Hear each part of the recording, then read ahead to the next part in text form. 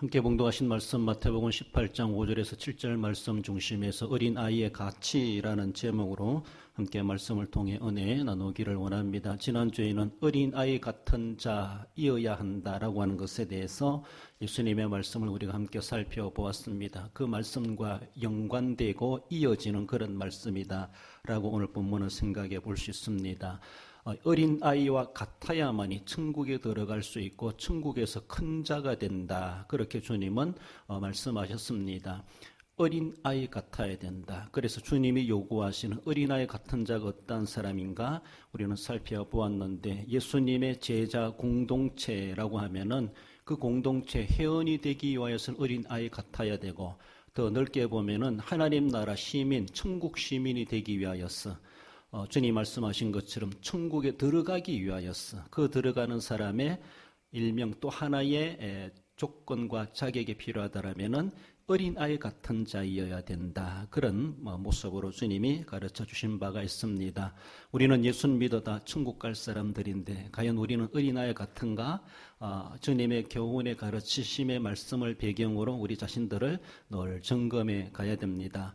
어떨 때는 어린아이 같은데 어떨 때는 어른 못지않은 정말로 할아버지 같은 그런 모습이 있지 아니한가 그런 생각이 들기도 하는데, 아무튼 어린아이와 같아야 된다. 우리의 연수와 연령이 어떠하다 할지라도 온유하고 겸손하고 두말할 것 없이 예수님의 마음, 예수님처럼 그렇게 높고 높은 자리 버리시고 이 땅에 오셔서 우리를 위해서 구속의 제물이 되시기까지 어린아이 수준이 아니라 도살장으로 끌려가는 어린 양과도 같은 수준에까지 낮아지신 주님, 그 모습을 우리는 늘 연상해가며 내 모습이 세상에서 어떠하다 할지라도 정말로 주님이 제시하신, 우리가 어린 양까지는 안 된다 할지라도 어린 아이 같은 수준은 우리가 늘 간직해가며 또 그것을 그러게 되기 위하여서 자신을 가다듬어가며, 그래서 천국에 입성하는 자로서 합당한 모습이기도 하고 그 나라 가서도 큰 자라 인정받기 합당한 늘 그런 우리의 자신을 점검하고 다스려가는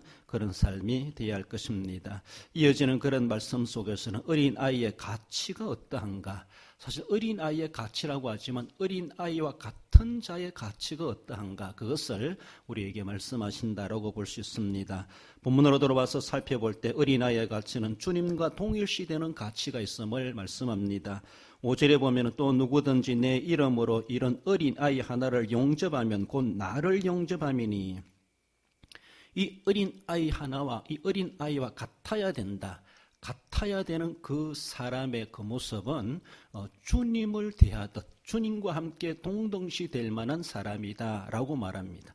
어린아이가 아니라 어린아이와 같은 자, 천국에 입성할 수 있는 그런 은혜를 입고 그런 영성과 인격을 가진 사람, 그런 자세를 가진 사람, 천국에서 큰 자 인정될 사람은 이 세상에서도 어쩌면은 주님과 동등시할 만한 그런 가치가 있다라고 그렇게 말씀하십니다. 동일시 한다고 하는 것은 둘 이상의 대상을 같은 것으로 여긴다, 이런 의미를 가지고 있습니다.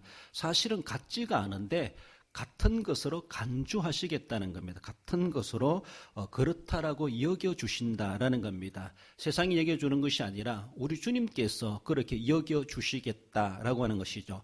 사실은 주님과 동일시할 만한 아무런 우리의 모습이 없습니다. 함에도 불구하고 우리 주님께서는 어린아이와 같은 자는 나와 동등시할 만하다, 나와 동일시할 만하다, 더 나아가서는 하늘에 계신 아버지와 관련시켜 가면서도 그렇게 그만한 영적 은혜와 권위가 있다라고 하는 것을 말씀해 주고 있습니다.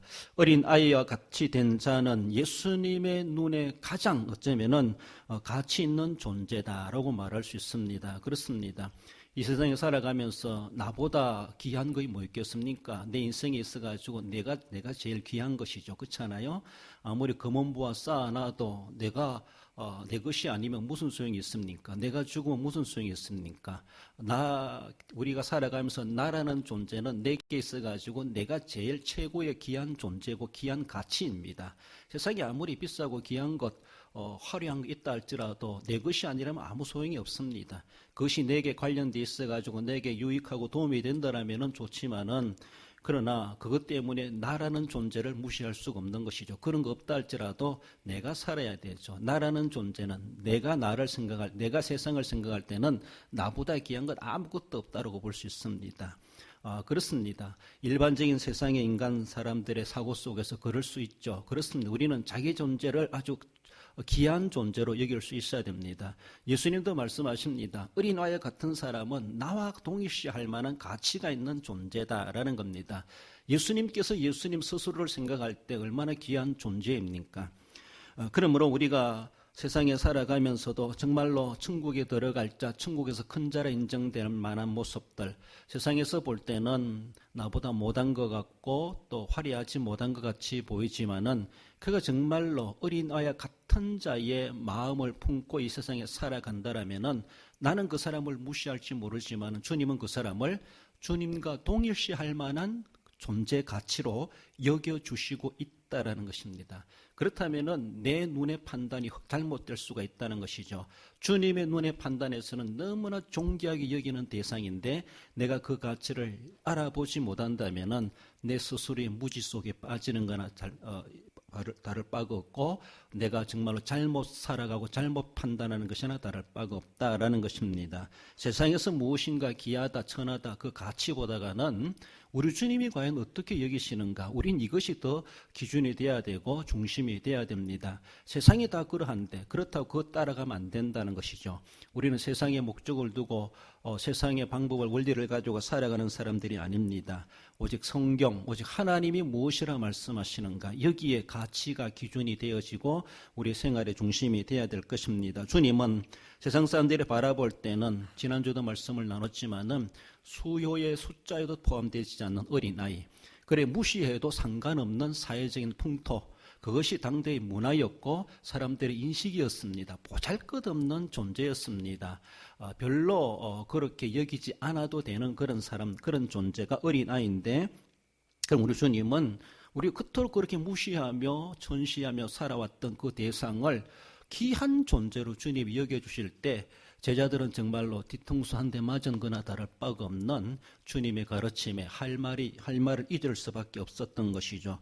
누가복음 9장 48절에서도 그렇게 말씀하십니다. 그들에게 이르시되 누구든지 내 이름으로 이런 어린아이를 영접하면 곧 나를 영접하며 또 누구든지 나를 영접하면 곧 나를 보내신 이를 영접함이라. 이렇게까지 주님이 말씀하십니다. 내 이름으로 이런 어린아이를 영접하면 주님을 영접하는 것이나 다를 바가 없다라는 것입니다. 당대에도 많은 사람들이 예수님을 추종하면서 어쩌면 그래도 예수님의 존재를 제대로 아는 사람들은 주님이 우리 집에 오시면은 내가 정말로 아낌없이 얼마든지 푸짐하게 대접해 드릴 수 있습니다. 초청하려고 하는 사람들도 많이 있지 않았겠는가 그렇습니다. 주님을 모셔놓고 손해볼 일이 없거든요. 당대로 바라보면 그렇습니다. 그러니까 삭개오도 예수님만이 아니죠. 예수님 주변에는 12명 되는 남자들이 있습니다. 그 사람들 한꺼번에 대접한다고 하는 것이 얼마나 물질적으로도 부담스럽겠습니까? 함에도 불구하고 예수님 한번 자기 집에 다녀가는 것, 예수님을 직접 대면할 수 있다고 하는 것은 당대에 정말 세상 말로 행운일 수밖에 없고, 많은 사람들 가운데 자기 집에 들렀다, 내가 만났다라고 하는 것은 엄청난 복이 되고야 마십니다. 우리 주님이 한번 지나가시는 그 길에 놀라운 능력이 나타나고 기적이 역사되고 있지 않습니까? 그러니까 예수님의 발자취가 머무는 그 집이 된다고 하는 것은 귀할 수밖에 없는데, 예수님이 자기 집에 들어왔어 어쩌면 축복해주고 문제 해결해주고 또 가르쳐주시는 것을 원했을지 모르지만은 많은 사람들이 어린 아이가 와가지고 자기 집에 와가지고 좀 도와주세요라고 하면은 아무도 눈여겨보지 않고 저리 가라 그라라고 하며 문전박대하지 않았겠는가라는 것입니다. 주님은 그것을 꼬집어 말씀하시는 것처럼 그렇게 말씀하십니다. 너희들이 나를 만나고 싶고 내게 은혜를 입고 싶고 내가 뭔가 도와주기를 바랄지 모르고 함께 하길 원할지 모르지만은 나를 영접하려고 하지 말고 어린 아이를 내 이름으로 영접해라. 내 이름으로 대접해라. 그러면 내가 너희들이 나를 영접한 것으로, 나를 대접한 것으로 주님은 여겨주시겠다는 것입니다. 그러니까 우리 눈으로 보이는 가치만이 가치가 아니라 과연 주님의 눈으로 보여주시는 무엇이 가치 존재인가, 이것을 우리가 생각해야 되는데, 우리 눈에 보이는 그대로만 세상의 가치적인 모습에서 중요하고 귀하신 분으로 여기는 것, 권세 있는 자같이 여기는 것, 그것만이 다가 아니라는 것입니다. 주님을 직접 그렇게 영접하고 접대하는 것도 필요하기도 하지만은 인간적인 관계에서 사람들을 무시해가면서 자기보다 손아래, 자기보다 연약한 자, 자기보다 권세 아래 있는 사람을 정말로 전혀 관심 갖지 않으면서 주님께는 뭔가 잘하려고 하는 것처럼 이중적이라는 것이죠. 주님 그런 걸 원치 않으신다는 것입니다. 물론 우리가 주님께도 잘해야 되지만, 그러나 주님 앞에 그렇게 할 마음이 있더라면은 세상 인간관계에서도 어린아이라고 여자들이라고 무시하지 말고 그들을 대하되 나를 대하듯이 하라. 그것을 주님은 우리에게 요구하십니다. 그렇습니다. 오직 믿음의 대상은 예수 그리스도이시지만은 우리가 믿음의 삶 속에서 우리가 그 믿음을 실천하는 대상은 세상 사람들이다라고 말할 수 있습니다. 그런 모습에서 주님은 누구든지 나를 영접하는 자는, 나를 영접하기 위해서는 어린아이를 영접하는 자가 나를 영접하는 것이고, 나를 영접하는 자는 나를 보내신 자를 영접하는 거나 다를 바가 없다. 그런 모습에서 누가복음 9장에서 말씀해 주십니다. 얼마나 위대한 모습입니까?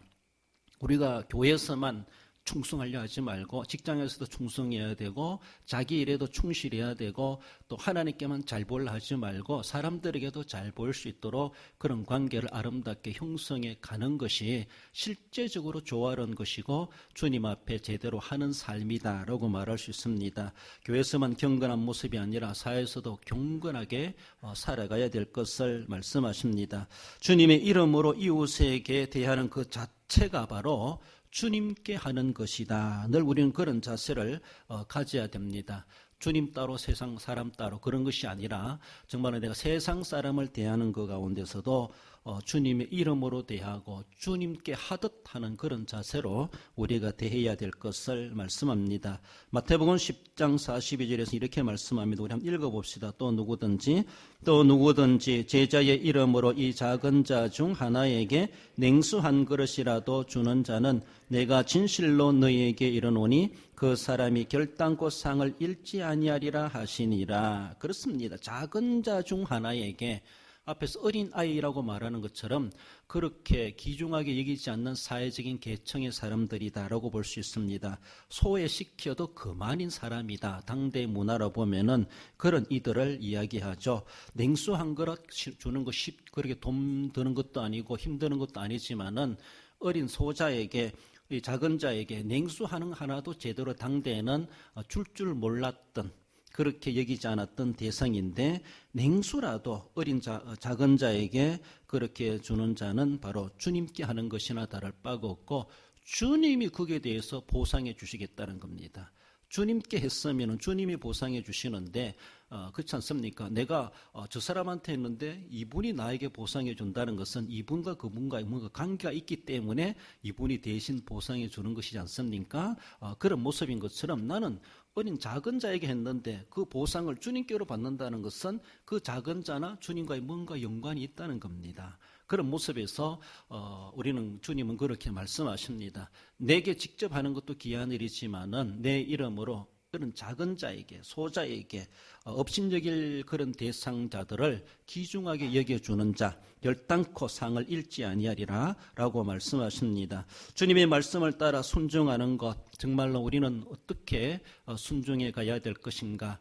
이러한 어린 아이를 대하는 그런 모습, 작은 자, 소외될 만한 그런 사람들뿐만 아니라 내가 주님의 말씀에 따라서 순종하는 그런 삶은 꼭 그런 형태의 내용이 아니라 할지라도 우리가 교회 생활하고 신앙생활을 하면서 내게 주신 직분을 감당하는 그것에 대해서도 그저 맡았으니까 한다라기보다 나를 이렇게 귀한 존재로 여겨주셔서 이 일도 하게 하셨구나, 정말로 이 일이라도 하게 하셨구나, 이런 마음 가지시면서 주님께서 맡겨주셨고 주님께 하듯 해야 한다라는 것이죠.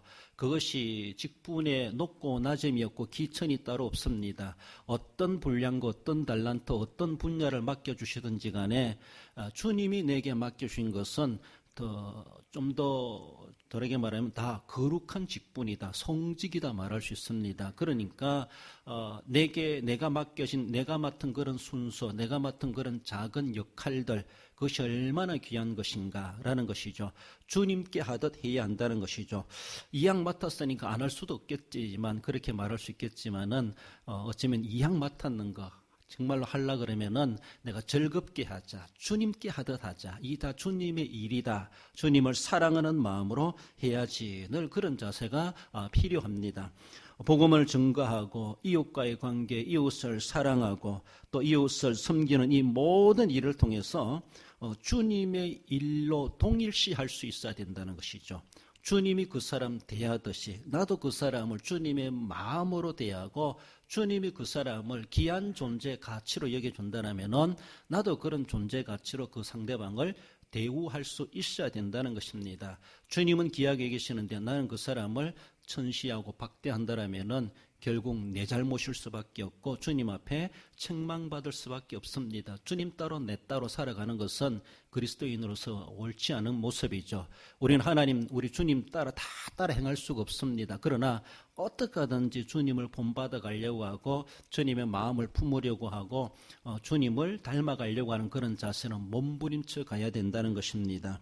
그렇습니다. 이 말씀에서 마가복음에서는 또 이렇게 말하고 있습니다. 9장 41절에 누구든지 너희가 그리스도에게 속한 자라 하여 물 한 그릇이라도 주면 내가 진실로 너희에게 이르노니 그가 결코 상을 잃지 않으리라. 주님께 냉수 한 그릇 드린 것이 아닙니다. 이웃에게, 연약한 자, 별로 사람들이 귀중하게 여기지 않는 자, 예수님의 말씀 속에서도 강도 만난 자, 어쩌면 또 이방인으로 취급되는 사마리아인이라 할지라도 그렇게 고귀하고 화려한 옷을 입지 않는, 더 나아가서는 세상에 아주 낮은 계층에 있는 그런 그림과도 같은 존재, 그렇다 할지라도 그에게 내가 주님의 이름으로 극진하게 물 한 그릇이라도 대접했을 때 주님은 그것을 결코 잊지 아니하시고 갚아주시겠다라고 하는 것을 말씀하십니다. 주변에 우리가 살아가는 모든 것에 대해서 어쩌면 다 주님을 우리는 볼 수 있어야 됩니다. 저 사람도 주님이다, 저 사람도 주님이다, 저분도 주님이다. 내가 그분에게 행하는 모든 말과 행동과 생각과 또 내가 대하는 그런 태도, 주님이시라면 내가 그렇게 했겠는가? 우리는 늘 그렇게 생각해 봐야 됩니다. 주님 아니니까 그렇게 하지요. 저 사람 나를 그렇게 힘들게 하니까 나도 그렇게 할 수밖에 없지요. 눈은 눈으로 이는 이로 그렇게 대하는 겁니다. 그렇습니까? 그렇지 않습니다. 주님의 가르침은 사랑하는 자를 사랑만 하지 말고 나를 사랑하지 않는 자라도 사랑할 줄 알아야 된다. 그것까지 우리에게 말씀하지 않습니까? 그러니까 저 사람은 나를 미워하든지 말든지 우리는 상관하지 말고 나는 그래도 주님의 마음으로 대하고 주님의 이름으로 사랑을 베풀고 이해하고 품고 하면은 결국 나의 그 억울함을, 내가 그렇게 했던 것에 대해서 주님이 대신 갚아주신다는데 얼마나 귀한 것입니까? 저 사람한테 내가 보답받는 것보다 주님 앞에 갚음을 받는, 상을 받는 것이 더 진짜라는 것이죠. 진짜. 그것이 정품으로 받는 것입니다. 그러니까 우리는 그 사람 당사자에게 뭔가 받으려고 한다라기보다 난 그렇게 했는데 저 사람 나에게 그렇게 안 한다, 서운해할 것도 없습니다. 서운해하는 만큼 주님이 대신 갚아주시겠다고 말씀하시는데, 그렇지 않습니까? 세상에서 다 받지 못하면은 하늘에 가서도, 하늘에서라도 우리에게 갚아주신다라고, 결코 상을 잃지 아니하리라고 말씀하신다는 사실을 우리는 늘 기억하며, 어린 아이의 같이, 즉 아주 보잘것없이 여길 만한, 내가 무시하고 업신여기도 될 만한 그런 사람, 그런 대상은 이 세상에 없습니다. 그렇게 여길 만한 사회적인 문화 있다 할지라도 우리는 그런 대상을 주님과 동일시할 만한 그런 대상자로 동일시하듯이 대해야 되고, 주님께 하듯 했을 때 결코 내 인격이 깎이는 것도 아니고 내 근위가 땅에 떨어지는 것도 아니고 내가 그 사람처럼 무시당할 사람이 아니라는 것입니다. 결국 내가 나를 낮추어서 그 사람의 필요를 채워주고 했을 때 바로 주님처럼 되었을 때 주님이 나를 또 그런 귀한 존재로 여기시고 갚아주시겠다라고 말씀하십니다. 결단고리가 뿌리고 헌신하고 섬긴 것은 부도날 일이 없다라는 사실을 말씀합니다. 두 번째로 마지막으로 나아가서는 어린아이의 가치는 생명과 동일시된다. 그렇게 말씀하십니다. 6절에 보면은 누구든지 나를 믿는 이 작은 자 중 하나를 실족하게 하면 차라리 연자 맷돌이 그 목에 달려서 깊은 바다에 빠뜨려지는 것이 나으니라고 말씀하십니다. 주님과 동일시되는 이 작은 자 하나를 실족케 하는 자에게는 차라리 실족케 하느니 죽는 것이 낫다. 그런 말입니다. 그러니까 한 영혼을 실족케 한다고 하는 것은 그것은 생명과 직결되는 것입니다. 그 사람의 생명뿐만 아니라 내 생명과도 직결된다는 것이죠. 그 사람 실족케 하면은 나는 이미 영적으로 죽임을 당한 거나 똑같습니다. 내 스스로가 내 생명을 해하는 거나 다를 바가 없다. 그렇게 얘기할 수 있습니다. 실족하게 한다. 이 말은 스칸달리조 그런 헬라어 단어를 사용하고 있는데 어쩌면은 여러 가지 의미도 있습니다만은 성내게 한다, 실족하게 한다, 범죄하게 한다, 더 나아가서는 걸려 넘어지게 한다, 장애물을 둔다, 함정을 판다, 죄로 이끌어가는 유혹이다. 이런 것도 이야기합니다. 그래서 더 나아가서 우리의 삶 속에서 발견되는 것은 상대방을 실족하게 한다고 하는 것은 상처받게 하고 더 나아가서는 그 사람으로 하여금 시험 들게 만드는 시험에 빠지게 만드는 이런 것들을 이런 넓은 의미로 실족하게 한다 이렇게 말하면 이렇게 실족하는 자는 엄청난 큰 벌인데 목에다가 연자맷돌 달아가지고 바다에 빠뜨려지는 것이 더 낫다. 빠뜨려지는 것은 완전 사형 선고 내리는 것이죠. 그것이 더 나을 정도로 실족하게 한다고 하는 것은 그만큼 큰 벌이 된다는 겁니다. 큰 죄가 된다고 하는 것을 그런 말씀으로 우리에게 말씀해 주십니다. 진정한 그리스도인이라면은 정말로 가난한 자, 약한 자, 사회 계층에서 소외되는 자 그런 사람들을 돌볼 줄 알아야 된다는 것입니다.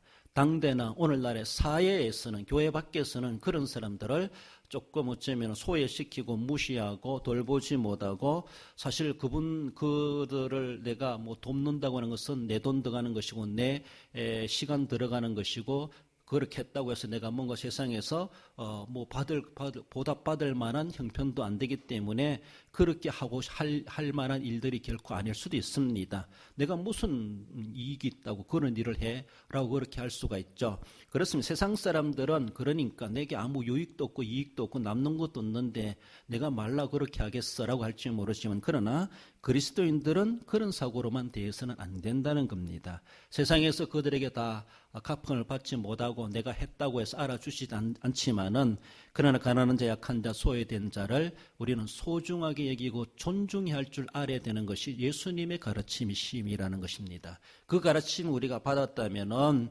우리는 그 사람을 그렇게 주님 대하듯 대해야 돼. 오늘 본문에서 6절에서 말해주는 것은 내 생명과도 같이 그 사람의 생명을 소중하게 여길 줄 알아야 된다는 것이죠. 그 사람의 입장의 형편과 환경이 처해진 그것이 나와 동일시하고 나와 똑같다는 것입니다. 내가 그런 처지에 놓였더라면 내가 그렇게 나를 그냥 가만히 놔두겠습니까? 그 사람이 힘들어하고 아파하고 외로워하고 고통스러워하고 한다라면은 가만히 나 같으면 가만히 있겠습니까? 나 아니라 내 아들이라 할지라도 가만히 놔두지 않을 겁니다. 내 가족이 그렇다면 가만히 놔두지 않을 겁니다. 근데 내 생명과도 동일시 여기보라는 겁니다. 내 생명과도 동일시. 그 사람의 생명을 소홀히 여기면은 결국 내 생명을 소홀히 여기는 거나 다를 바가 없다. 자기의 생명과 동일시 된다는 것이죠. 주님의 생명과도 동일시 된다. 이렇게 확대해도 볼 수가 있습니다.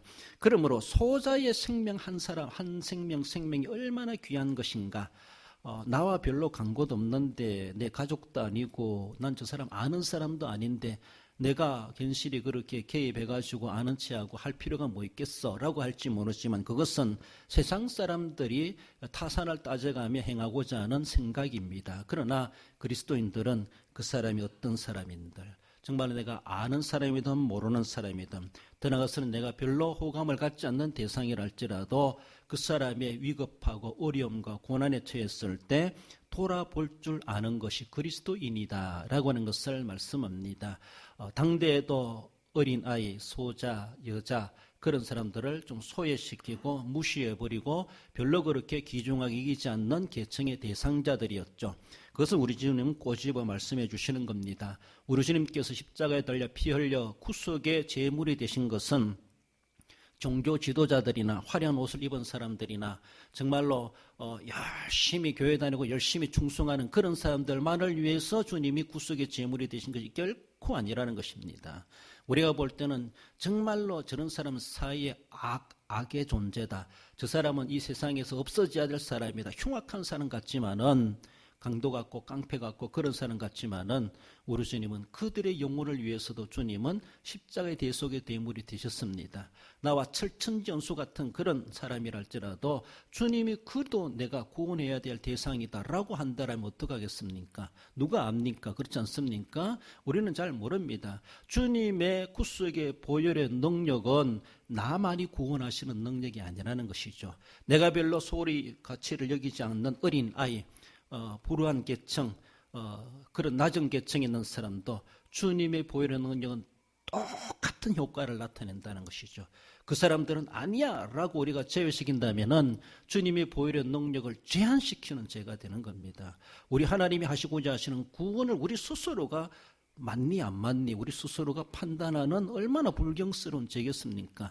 하나님의 계획하신 구속의 계획을 이루어 가시는데 그렇습니다. 우리가 볼 때는 아주 가볍게 여기고 무시해도 될 만한 소자 같지만은 그러나 주님은 내가 그를 위해서도 내가 너와 같이 구원하기 위해서 내가 구속의 제물이 되었다라고 우리에게 말씀하신다는 것을 우리는 새겨드려야 됩니다. 내가 내 눈의 가치대로 저 사람은 귀중하고 저 사람은 구원받아야 되고 저 사람은 구원받으면 안 되고 뭐 그런 것이 아니라는 것입니다. 우리는 자꾸 섣불리 그런 판단이 생길 수가 있고 그러니까 내 기분 좋게 대할 사람이 있고 기분 나쁘게 대할 사람이 있고 그렇게 우리는 구분하고 가릴지 모르지만은 우리 주님은 그렇지 않다는 겁니다. 주님의 보혈의 능력은 전체적인 면역으로 바라보면 온 인류의 영혼을 구원하시기 위해서 주님이 오셨다. 주님이 구속의 제물이 되시고 그래서 십자가를 지셨다라고 생각한다면 우리는 그 어떤 대상이라 할지라도 비록 내 개인적인 감정상 조금 차별을 될 만한 사람일지 모르지만은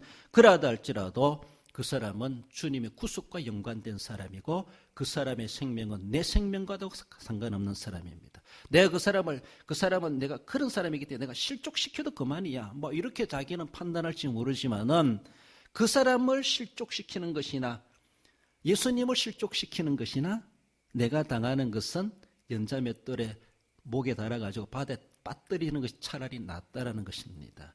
주님은 귀하신 분이고 그 사람은 천한 사람입니까? 그렇지 않다는 것이죠.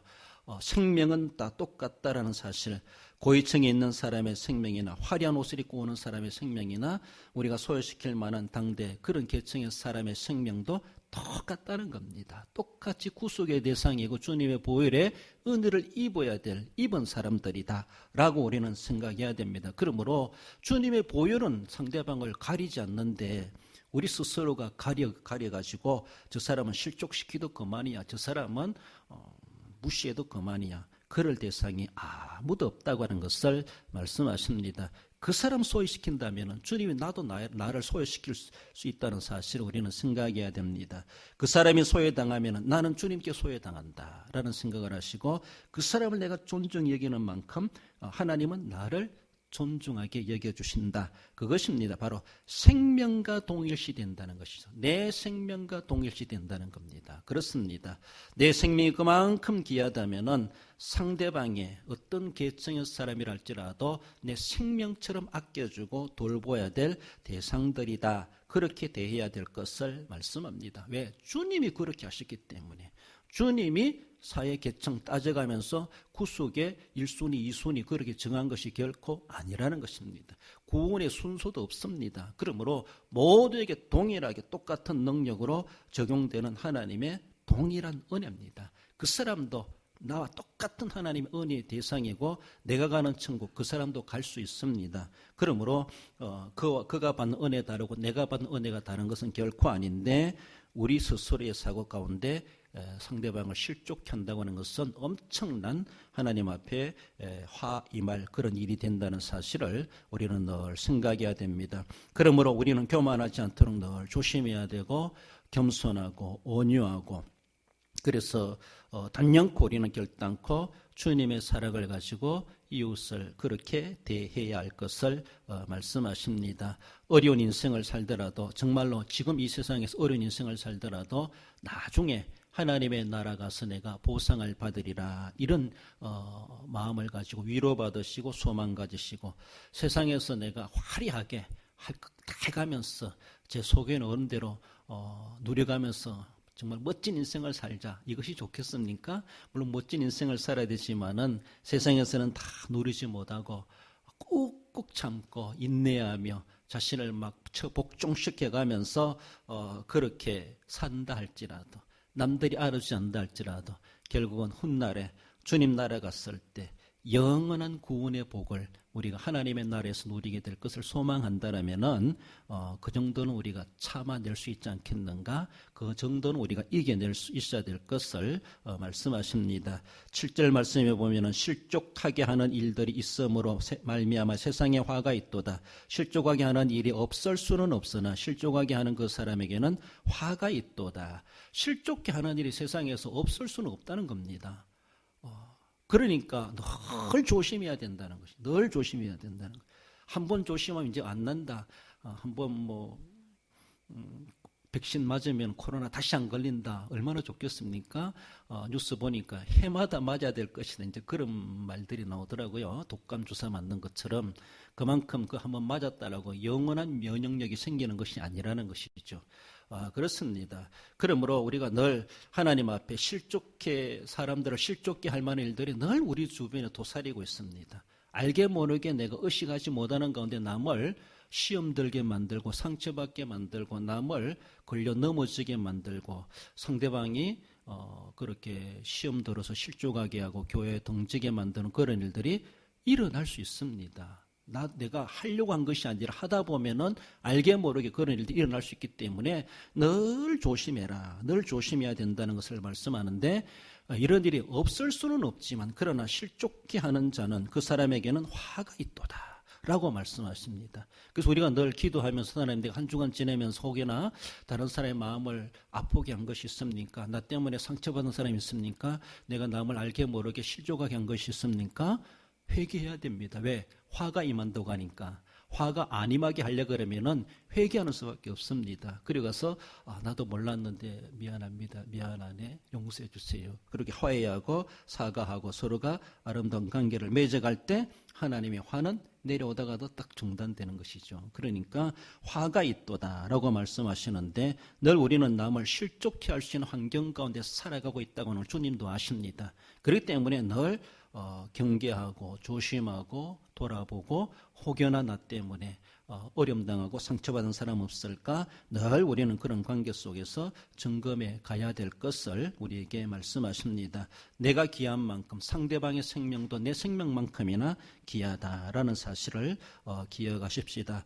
남도 실족케 하지 말고 나도 실족하지 말아야 됩니다. 그렇습니다. 실족함을 당하지도 말아야 되고 남을 실족하게도 하지 말아야 되고 또 내 스스로도 실족이 안 돼야 됩니다. 다르게 보면은 남을 시험도 하지 말고 나도 시험 받지 않도록 우리는 늘 조심해 가야 할 것입니다. 우리 베드로후서 1장 10절 읽어봅시다. 그러므로 형제들아 더욱 힘써 너희 부르심과 택하심을 굳게 하라. 너희가 이것을 행한 적 언제든지 실족하지 아니하리라. 할렐루야. 그렇습니다. 너희의 부르심과 택하심을 굳게 하라. 하나님을 의식하고 구원의 관계, 구원의 확신, 구원의 의식, 그러면서 부르심과 택하심을 늘 굳게 하라. 하나님이 나를 택하여 주셨는데, 나를 그리스도의 피로 구속하셔서 하나님의 자녀로 불러주셨는데, 세워주셨는데, 내가 이제 그리스도인으로 어떻게 거듭난 삶을 살아가야 될 것인가, 늘 그것을 우리는 되새기고 생각하고 행할 때에, 그러면 우리는 실족하는 일이 세상에 없을 수는 없지만은 실족하지 않을 수가 있다. 이 방도에 대해서, 여기에 대해서 우리 주님께서 실족케 하는 그 병에 대해서 이게 뭡니까? 백신이 뭐예요? 백신은 부르심과 택하심을 굳게 하는 것. 이것이 백신 주사예요. 이것을 늘 우리가 의식하고 했을 때 남에게도 내가 실족케 하는 그런 일을 행하지 않을 수가 있다라는 사실을 말씀하십니다. 너희가 이것을 행한 적 언제든지 실족하지 아니하리라. 늘 부르심에 합당한 삶을 살아가려고 나는 하나님의 자녀인데 우리 주님은 실족하지 하지 마라 했는데 늘 그런 생각 속에 구원의 감격과 확신을 가지고 성도로서의 의식을 가지고 살아갈 때 그것이 바로 남을 실족케 하는 것. 하나님의 화가 임하게 되는 것, 그것을 어쩌면은 그래도 막아낼 만한 방법이다라는 사실을 제시하고 있다는 기억하시면서 어린 아이와 같은 가치가 얼마나 귀한 존재인가. 나도 그렇게 얘기해 주심에 대해서 나도 주님 앞에 귀하게 여김을 받을 만큼 남에게도 내가 귀한 존재로 여겨줄 수 있는 우리의 모습들이 되기를 주님은 말씀하십니다. 우리 결론적으로 읽어봅시다. 천국에서 큰 자로 비유되는 어린 아이 같은 자의 가치가 주님과 동일시되고 주님의 자신의 생명과 동일시됨을 알고 실족하거나 실족해 하지 않고 섬기는 생활로 가치 있는 존재로 인정받는 성도가 됩니다. 그렇습니다. 늘 내가 주님의 마음, 주님의 말씀을 품고 주님을 본받아 가야지. 늘 그런 자세 속에서 섬김을 받으려고 하기보다 어린아이 소자 낮은 계층에 있는 사람이랄지라도 내가 섬겨야지. 늘 주님의 마음 그대로 우리가 실천하고자 하는 그 마음 가지고 살아갈 때 내가 또한 주님 앞에 인정받고 하늘의 상급이 잃지 않고 보장된다는 사실을 기억하며 늘 어린아이의 심정 가지고 주님 앞에 나아가고 겸손하고 온유한 자세로 이웃도 대하고 주님의 사랑을 실천해 가심으로 주님께 그 아름답게 인정받으시는 우리 성도 여러분들 되시기를 주님의 이름으로 축원드립니다. 기도하십시다. 주신 말씀 기억하며 주님, 어린아이의 가치가 얼마나 귀한 존재인가 말씀하고 있습니다. 우리는 어린아이보다 어른 되기를 좋아하고 대우받기를 좋아하고 높은 자리 원하고 세상에서 큰 자를 천자가 되길 원하면서 겸손하게 온유하고 섬기기를 다하지 못할 때가 많습니다. 하나님 아버지, 교만 속에 빠져 있으므로 어린아이의 가치를 알지 못하고 무시할 때가 많았습니다. 우리 주님이 귀하게 여기는 존재를 귀하게 여길 줄 알게 하시고 정말 우리가 남을 실족하지 아니하고 주님의 부르심과 택하심을 굳게 하면서 성도로서의 바른 삶을 살아가게 하옵소서. 주신 말씀 기억하며 우리 함께 합심해서 자신을 돌아보며 기도하십시다.